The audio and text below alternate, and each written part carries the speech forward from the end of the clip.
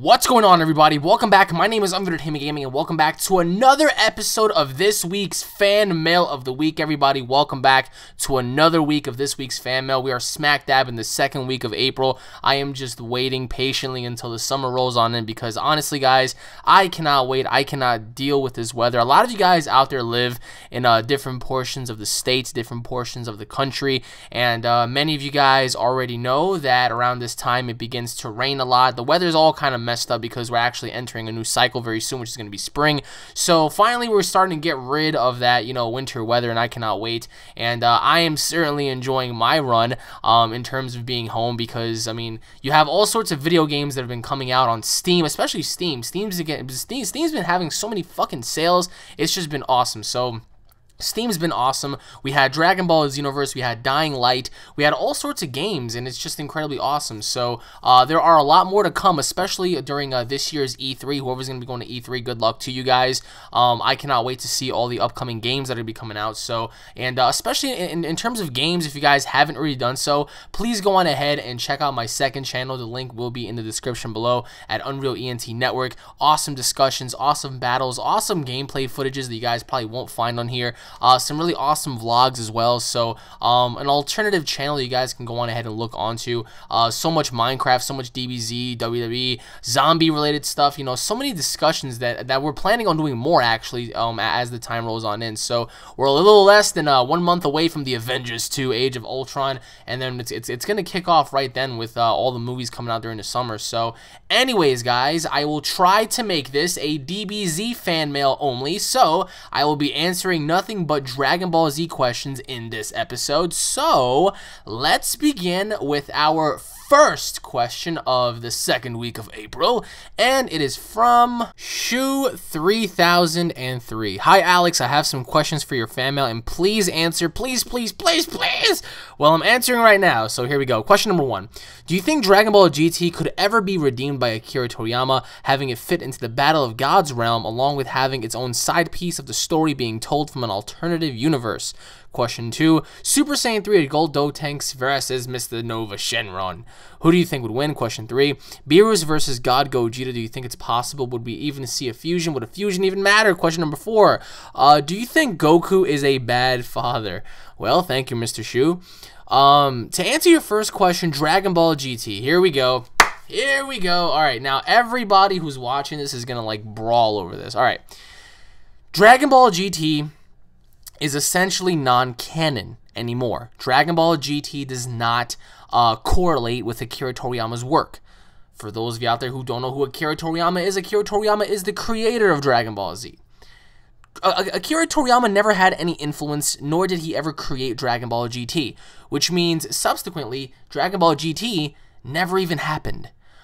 Yes, even though Battle of Gods, even though Revival of F, everything takes place before the World Martial Arts Tournament, which is why we don't see Oob, which is why we don't see Goku in his new little outfit. A lot of people are going to say, well, GT matters. GT does exist. GT is very important. I've gotten into several debates and arguments with fans who have even told me that Dragon Ball GT is canon and is very essential to Dragon Ball Z. Can Dragon Ball GT ever fit by Akira Toriyama? Yes. If by some chance, right, Akira Toriyama makes another movie and he decides to have it based off of, what happens after the World Martial Arts Tournament, he could have it to where Dragon Ball GT, right, and this is my concept of it, Goku had a dream, and his dream was Dragon Ball GT. The entire franchise of Dragon Ball GT could have been a dream inside of Goku's head. Goku wakes up one day, he's like, whoa, what the hell just happened? And everybody's like, well, what happened, Goku? He's like, I just had like this crazy dream where I was able to transform into a Super Saiyan 4, and Vegeta was able to, and we fought some enemy named Baby, and we fought some beings called the Shadow Dragons, and Super 17 came back, and he was wreaking havoc, and Piccolo was in hell, and wow, guys, like, maybe this Super Saiyan 4 thing is actually real. So maybe Akira Toriyama can, like, he can go based off of what happens after that. Maybe the movie could be where Goku tries to accomplish and succeed by transforming into a Super Saiyan 4. I mean, that's just my theory. Of course, GT could happen in an alternative universe. Perhaps maybe if Akira made a third movie, movie. Let's say, for example, Beerus is battling Goku again, and then out of nowhere, like, you see like this portal and like this time rift, and something comes through it, and it's actually Super Saiyan 4 Goku, and Goku's like, what the hell is that me? And then Super Saiyan 4 Goku's like, whoa, where am I? Like, who's that? I can't feel his energy. And then God Goku can be like, well, Mr. Me, this right here is Beerus, the god of destruction. And Goku can be like, whoa, a god? Well, I'm a Super Saiyan 4. Let's see if you can hold up to me and stuff like that. I don't know. GT could be redeemed. GT has a lot of potential to be redeemed, but that's only if Akira Toriyama decides that it's redeemable. Like I said, guys, we're all fans, right? I mean, I'm hoping. We all have our own concepts of Dragon Ball Z. We all have our own opinions, our own fan-made productions and stuff like that. So we essentially carry on from Dragon Ball GT sometimes, you know. I've seen a lot of fan-made mangas where it took place after Dragon Ball GT, which incorporates, you know, Super Saiyan 4 and Gogeta and stuff like that. So I think it could fit in the Battle of God's realm, because Beerus did mention how there were alternative universes and parallel dimensions, and so maybe perhaps GT is a parallel dimension, essentially a different universe that correlates to Dragon Ball Z, aka Universe 7. So maybe Dragon Ball GT took place in like Universe 9 or Universe 10 or whatever, you know. That would be pretty awesome to see. But, I mean, as of right now, I doubt Akira Toriyama is ever going to touch Dragon Ball GT. And I know a lot of you guys, like, you may not be fans of Dragon Ball GT, but you essentially have to respect it. Just look back, right? Just go back and watch some of my Xenoverse videos, right? I was talking about how, you know, without Xenoverse having GT characters, the game would have been meh. I mean, it's awesome. Like, the game would have been, it still would have been great, but it made it that much better knowing the fact that we had these epic characters, you know, return. Like, we had Goku return. We had, you know, Omega Shenron return. We had Baby return. You know, those characters are pretty awesome, you know. Even though the backstory to the actual series wasn't that good, our favorite characters still return. Now, people may not be fans of Dragon Ball GT, but there are a lot of fans that are essentially fans of, you know, the characters themselves. So, what more can you do than just predicate, you know, and just sit back and see what Akira's gonna do? Even though I doubt he's ever gonna touch GT, we're just gonna have to wait and see what follows after everything is said and done. To answer your third question, Super Saiyan 3 Adult Gotenks versus Nova Shenron. Now, Adult Gotenks is something that I've wanted to see for such a long time. We actually saw a little bit of that in the Dragon Ball Heroes trailer, where Super Saiyan 4 Gogeta made his return, and we saw Super Saiyan 3 Gotenks fight Nova and Ice Shenron at the exact same time. Was he able to keep up? Who knows? But essentially, if we're talking a one-on-one battle, I really don't know, because I'm pretty sure Adult Gotenks would take shit serious, right? He's not gonna be goofing around like when he was a child, you know, naming all of his moves after like ridiculous things. It was just dumb. So, but Nova Shenron has proven that he was able to compete with a Super Saiyan 4 very easily. So, in this particular situation, I would have to go towards Nova Shenron, because Nova Shenron, he does contain a lot of abilities that would throw Gotenks off of the map.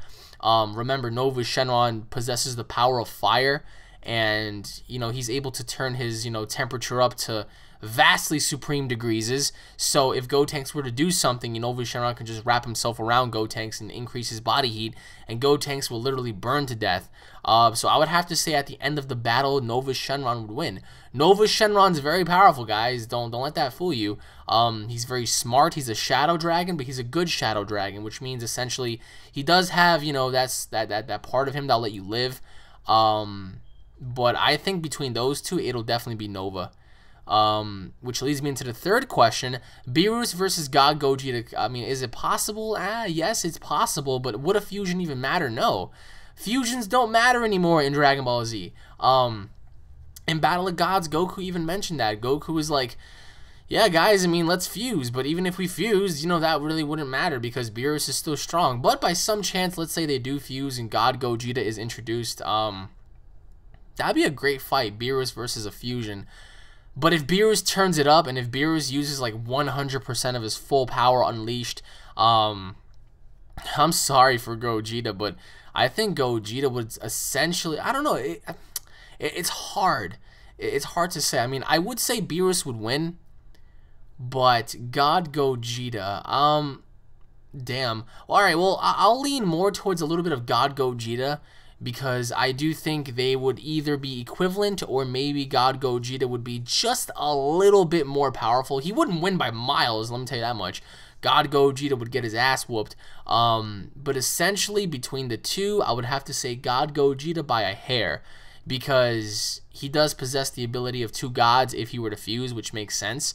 And he does have a time limit which restrains him from going all out, which means he needs to go all out right in the beginning. So Beerus, being the crazy maniacal god that he is, he would put up a fight, but I don't know. I'd say God Gogeta, just because he has instant transmission and the Kamehameha and the Big Bang and the, you know, Stardust Breaker and the Spirit Bomb and all that kind of stuff. So I would have to lean more towards him. And to answer your final question, is Goku a bad father? Yes, he fucking is, guys. Think about this very carefully. Like, Goku just arrives when he wants to arrive. He doesn't even spend time with his family. He's just like, hey guys, what's up? You want to train? Goes off, fights, eats. Poor Chi-Chi. I mean, I wonder if Chi-Chi ever gets any dick. I feel so bad for that woman. I mean, you're married to this guy who's essentially the greatest guy in the universe, but yet he doesn't really care about his family. And he doesn't even care enough to enter the tournament, win money, and bring it back to them, because they fucking need it. Poor Gohan. Gohan has been subjugated to work like a slave in order to support his family. That's why Gohan is so freaking weak. But for me personally, yeah, Goku's a bad father because he's never there for his sons. He was never there to begin with. Gohan was only there because they were able to tag team along on Namek and stuff like that and train together. But Goten doesn't even know who his fucking father is. He was only there during like the Majin Buu saga, and he was there very briefly. So essentially, for that aspect, I would have to say, yeah, Goku is definitely a bad father. He ain't gonna be winning no damn Father of the World years, I'll tell you that much. But anyways, thank you for the questions, my friend, and I hope you have a very awesome day, bro. And now moving on to the next question, which is from DT Jackson. Alex, sup, bro? It's question time. Question number 1. If Gohan became Majin instead of Vegeta, would it be a game changer? That's a good question. Question number 2, do you think fan mangas misuse characters by making them super OP? For example, Broly, Gohan, Trunks, Vegeta, etc. Question number 3, do you think we will ever see Goku and Vegeta and Beerus and Whis go to a different universe? Thanks, man. Stay awesome. Thank you, Mr. Jackson. Well, to answer your first question, if Gohan became a Majin, would that be a game changer? I think it may or may not be, because Vegeta, of course, the only way he was able to become a Majin was because he had a dark history. Gohan doesn't really have a dark history, so like therefore there is no legitimate reason for him to become a Majin. But if Gohan by some miraculous chance just so happened to become a Majin, would that be a game changer? I honestly believe that it probably would be, because don't you think Babidi would be able to unleash Gohan's full powers? Granted, he would unleash the inner anger that Gohan had when he fought Cell. Therefore, he would have to use that up against Vegeta and Goku. Although I firmly believe that if it was Majin Gohan versus Vegeta, I do believe Majin Gohan would win. Well, then again, I'm not entirely too sure. I mean, I think he would, just because I don't think Vegeta was able to exceed that level of power yet. Of course, if it was Majin Gohan versus Super Saiyan, 2 Goku, I do believe Goku would go all out to kill Gohan and make sure that, whatever's going on with him is just permanently put to an end. Therefore, does that raise the question of if, Goku's able to unleash his Super Saiyan 3 powers against Gohan? I mean, I don't think Goku would have went that far. At least not while Vegeta is present. But if Gohan became a Majin, that would be so cool. It's like Gohan can look at Goku and be like, the only reason why I gave in was because you're a terrible father. You allowed me, to believe that I was able to do things on my own, and you pretty much, you allowed Cell to go further, and you allowed everybody to go further, and you hurt me, and you were never there for me, and you're never there for Mom. And Goku can be like, what are you talking about? I was always there for you, Gohan. And then Gohan can be like, shut up. And he can just beat Goku down and stuff like that. Like, the story aspect would be really awesome. Goku and Vegeta versus Majin Gohan. Super Saiyan 2 Majin Gohan. Like, that right there would be so sick. Because it's like, you have Vegeta who doesn't really want to work with Goku, but he has to in order to shut Gohan up. He gets beat down. Goku gets beat down. Majin Buu comes. Majin Buu beats, Gohan down. Possibly even kills Gohan. There you have, Vegeta and Goku at a stalemate. Like, holy shit, now what, Goku unleashes his Super Saiyan 3 powers, Vegeta gets jealous, so on and so forth. The story carries on without Gohan. They end up going to the Supreme Kai's planet. You know, people started getting powers unlocked like Vegeta. Vegeta becomes a Super Saiyan 3. I mean, stuff like that would have been so awesome, but I mean, that's just through my perspective.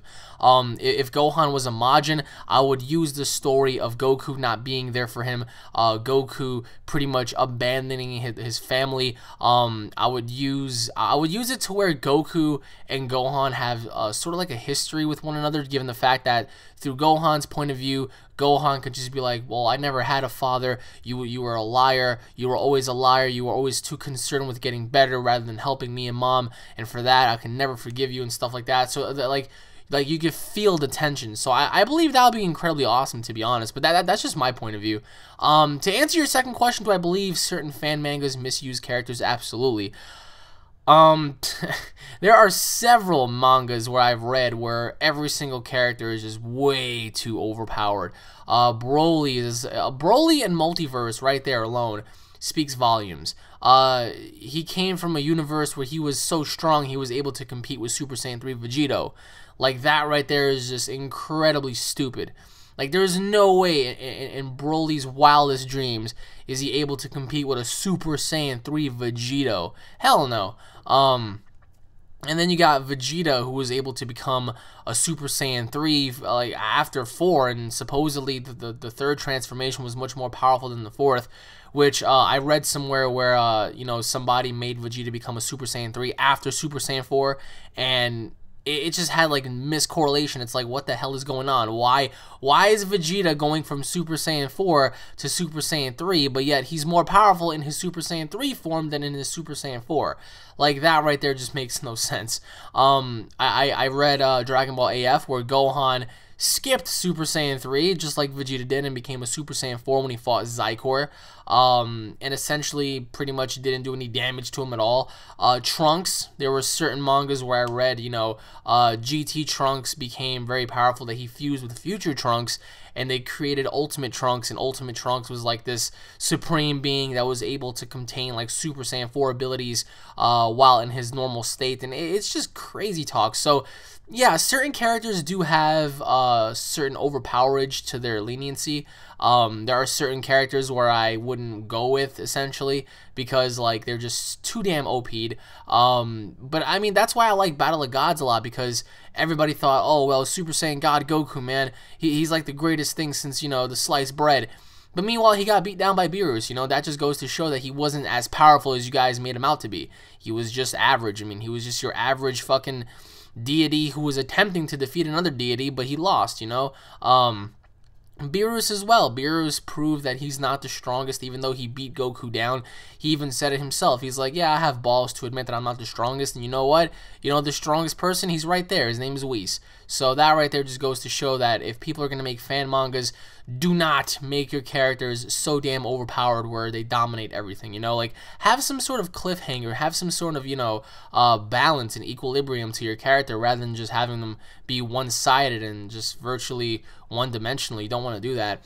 And to answer your last question, I would love to see Beerus, Whis, and Goku essentially go to another universe to perhaps maybe encounter another god, or perhaps maybe do something else. It would be really awesome to see. Even though it would raise questions to why would Beerus and Whis even attempt to go to a different universe when there are other gods and other deities there. Wouldn't that be like breaking the law in a sense? Because it's like you're abandoning your own universe essentially to go out there and, you know, clown around. So unless there was a serious danger, unless they found out like, guys, you know, universe 7, we need to do something. It's like, why? Well, because we heard universe 10 was just destroyed.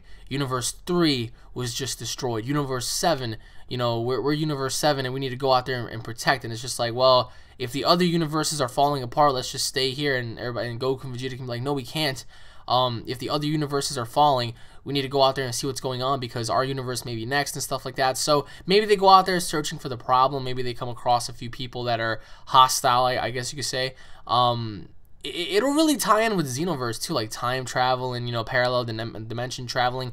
Like that right there would be awesome to see. But do I think it'll ever happen? I would like to see that, but I don't think it's gonna happen yet. So, but anyways, my friend, thank you for the questions, and I hope you have a very, very awesome day, my friend. And now moving on to the next question, which is from Bruno R.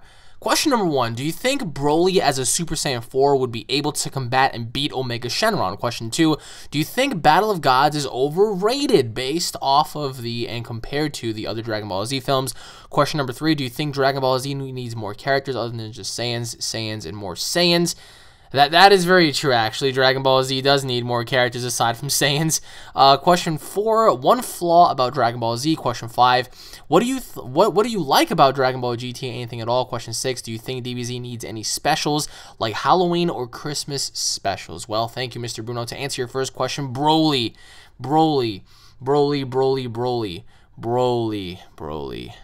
Yes, Broly. Paragus, I did not call for you. Broly. Okay, well, Broly as a Super Saiyan 4, okay, he was shown in Dragon Ball Heroes, right? So that just means that Dragon Ball Heroes actually has a version of Broly that exists, and he does possess great power. In the trailers, he was shown pretty much ascending from a Super Saiyan 3 to a Super Saiyan 4, and he was able to combat Goku, Vegeta, Super Saiyan 3 Gotenks, the other Majin characters and whatnot. He was able to defeat all of them. So Broly essentially as a Super Saiyan 4 clearly means that he's able to overcome and overcombat Goku and Vegeta in the same format. So if he's greater than Goku and Vegeta as Super Saiyan 4s, does that mean that he would have equilibrium to combat Omega Shenron? No. Omega Shenron is just way too powerful, man. A lot of people want to misuse and just, you know, look at Omega Shenron in a different matter, like, oh, he's not that powerful. Yes, he is. Omega Shenron is that powerful, dude. He technically took on Ultimate Gohan, Majub, and Majub is very fucking strong. That's like the combined powers of Kid Buu and Majin Buu. Imagine that for a second. So, Omega Shenron combated and took on and defeated Ultimate Gohan, Majub, Super Saiyan 2 Trunks, Super Saiyan Goten, Super Saiyan 4 Vegeta, and Super Saiyan 4 Goku. What does that essentially mean? If Broly was in the mix, yeah, Omega Shenron would have just a little bit of a more difficult time, but Omega Shenron would just crush Broly. Not unless, of course, Omega Shenron, you know, lets his guard down completely and allows Broly to ascend further and beyond and unleash an attack so fucking powerful he's able to put Omega Shenron down for the count. Which I personally think if Goku were to do that as well, it would work. For example, if Goku bought time to convert a Super Saiyan 4 Spirit Bomb, I think that would work too. So, for me, I just feel like Omega Shenron would just look at Broly, he would fight Broly, he would have a bit of a difficult time with Broly, but then in the end, he would grab Broly, he would turn him around, he would impale him with his fucking spikes, then he would just use his negative Karma Ball attack to just finish him off, you know?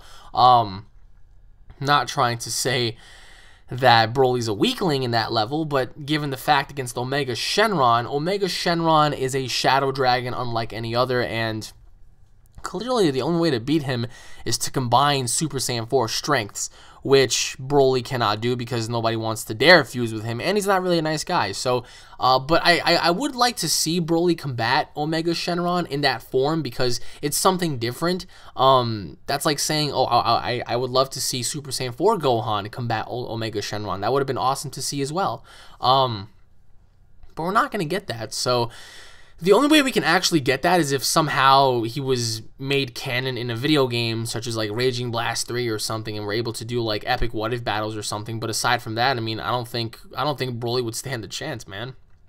To answer your second question, Battle of Gods being overrated, and you're comparing it based off of the other Dragon Ball Z films. Well, given the fact that the other Dragon Ball Z films aren't canon, I would say that this movie is not overrated. The only reason why people think it's overrated is because there is a lot of talking. There is less action. Of course, there's going to be less action. They're trying to build the story here. Like, you guys have to give them that chance. You can't just make Battle of Gods and just make Goku become a god out of nowhere and fight Beerus? Like, where's the story behind that, you know? Beerus told an elaborate story. Whis told an elaborate story. Vegeta told an elaborate story. Goku told an elaborate story. Gohan told an elaborate story. Everybody did. Everybody did. Gohan being downgraded and being beaten by one kick. Goku being defeated by, you know, Beerus by 2 attacks. Vegeta getting pummeled but yet surpassing Goku. Beerus demanding to know who the god is. Whis knowing who the god is, you know. Like, that stuff is awesome. So, comparing that to the other films, the only films I can see that can come close to this one would be the first Broly movie, in my opinion. And another movie that I would say would come close to being as good to Battle of Gods, aside from the first Broly film, to me, would probably be the Janemba film. But that is it. I mean, even those 2 films combined wouldn't come close to Battle of Gods. Battle of Gods was so awesome, you know, from the way the cinematics were, the CGI, it was just really good. So I don't think it was that overrated. I mean, really, it's not underrated, but it's not overrated either. But, I mean, if people have their own opinions, then sure. I mean, if you feel like Dragon Ball Z Battle of Gods is overrated, then fine, you know? Who am I to argue? To answer your third question, yes, we do need more characters aside from Saiyans. All we ever get nowadays are a bunch of Saiyans. It would be really cool to see, like, a brand new Namekian, like some overseeing Namekian, powerful Namekian, probably like the god of the actual Namekians.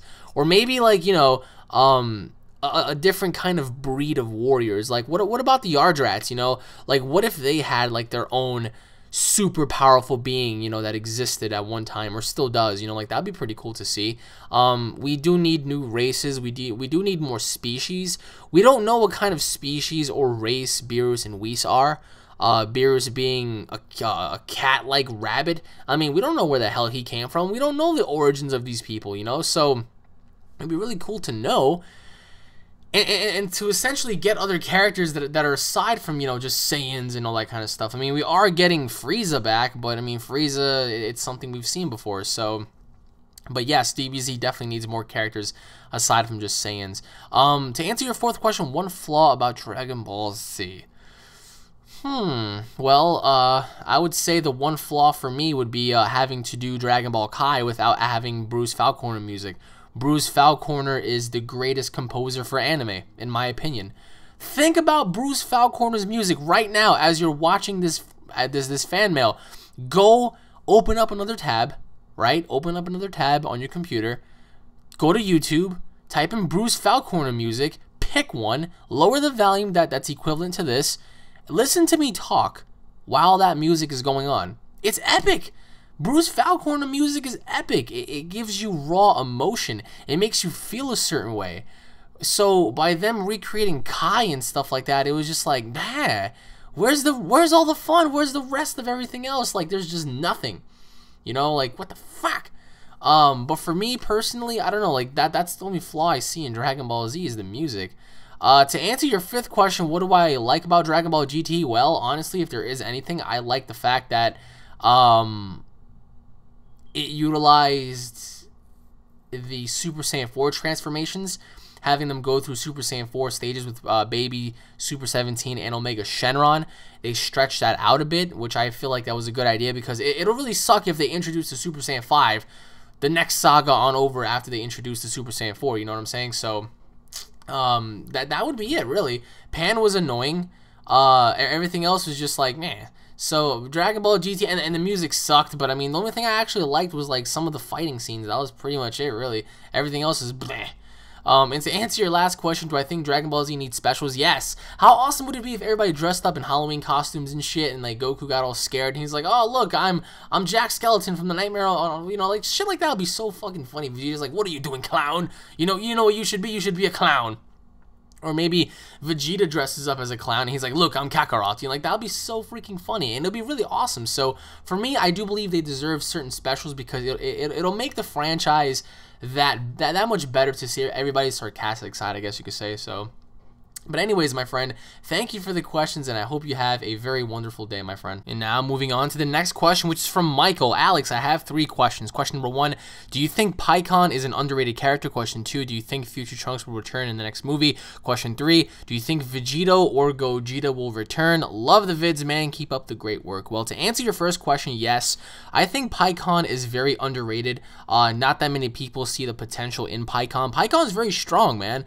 He was able to compete with a Super Saiyan Goku very easily. And I think in any regards, if he trained a little harder and if he actually ascended more, I think Pikkon would be able to compete with a Super Saiyan 2. Or maybe later down the road, even be able somehow to compete with a Super Saiyan 3. Pikkon's no joke, man. When he fought Goku, Goku was like, holy shit, this dude is strong. Like, when Goku fought Pikkon, go watch their fight in the other world, man.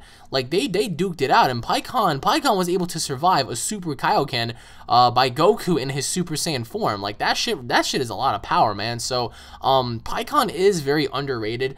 He wasn't shown a lot during the actual series, I guess you could say. He was shown here and there. When he fought Janemba, he didn't even fight Janemba. He just pretty much cursed at him, and he got his head almost smashed like a fucking apple. So, Pikkon is very underrated. I mean, I would love to see Pikkon return and combat, you know, or at least attempt to combat Frieza's men, or at least Frieza for that matter. Pikkon comes back and Pikkon's like, I remember you, and stuff like that. That'd be pretty cool to see. But as of right now, I mean, I do think he's underrated, and I do think Pikkon needs to return. But then again, will he is the question? Probably not. So to answer your second question, future Trunks returning in the next film, I think that'd be really cool, man. Like, especially with the Xenoverse story, with the whole parallel time dimension warps and stuff like that. Demigra, Mira, Toa, they really ought to authenticate that in the movies. I think Akira really needs to do that. You know, like, future Trunks coming back, and he's like, guys, listen, shit's going off the handle, you know, like, we really need to rethink our strategy because this is going on and that's going on, and like, it's really cool to note, you know, especially like the Dragon Ball Xenoverse story is so good, guys. It's so freaking good, you know, and future Trunks plays such an essential role, man. The dude is a beast. So future Trunks returning in the next movie would be essential to the series because it'll be something different. It's like, whoa, we haven't seen you in years, man. How you been and stuff? And he actually is able to show off maybe a secret transformation and stuff like that. You know, like just utilize him to your fullest. You know, don't just underutilize him. And that goes into your third question, Vegito and Gogeta. I personally would love to see them. I think many people would love to see them. But I mean, is it important to see them? Probably not anymore. But I think they can definitely use that as leverage to go on ahead and bring them back somehow if they just had the right story to play off of, you know? For me personally, I think Vegito and Gogeta would have their most epic battle ever if they were to combat Beerus and stuff. But then again, that's just from one fan's perspective, you know? Like, there's only so much I can say. I would love to see them return, but that's ultimately up to Akira Toriyama. So, but anyways, my friend, thank you for the questions, and I hope you have an awesome day. And once again, everybody, thank you all for watching this episode of Fan Mail of the Week. Holy shit, I just, like, now that I'm thinking about it, it's Dragon Ball Z, man. It's just chock filled with potential, but the man behind it is taking too long to create a lot of stuff. So anyways, guys, if you guys are fans, don't forget to subscribe. Leave your thoughts and your questions in the comment section below. I hope you all stay tuned for more. Check out my second channel if you guys haven't done so for all the latest alternative stuff. And once again, guys, I will be seeing each and every single one of you guys in the next episode. Take it easy, everybody, because right now I'm about to go get me some water and then hit the gym. Fuck that.